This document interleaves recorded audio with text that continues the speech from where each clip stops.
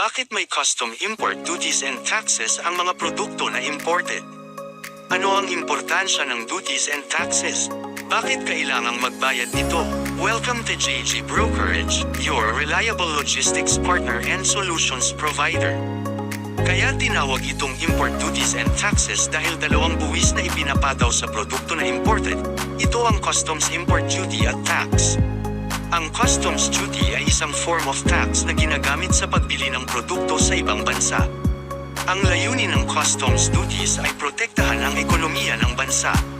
Ito ang magprotekta sa local producer o manufacturer ng bansa sa pamamagitan ng pagpataw ng iba't ibang percentage ng taripa o tariff sa mga iba't ibang imported products. Samantalang ang buwis o tax ay inilalagay sa total landed cost ng mga imported products. Ang total landed cost ay kabuuang expenses na nagamit sa pagpapadala ng produkto.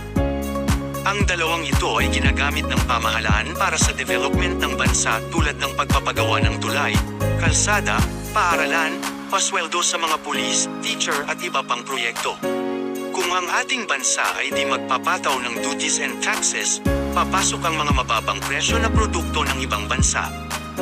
Ang mga producer tulad ng manufacturer, farmers, fishermen, poultry, sugar factory o asukarera ay malulugi at di makakasabay sa mga product price ng producer ng ibang bansa.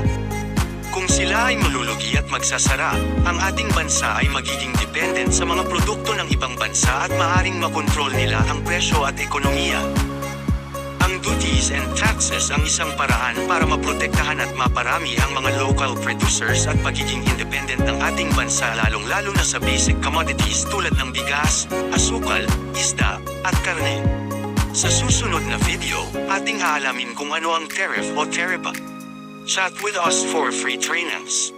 Please like, share and follow JG Brokerage videos para sa dagdag kaalaman. Thank you for watching.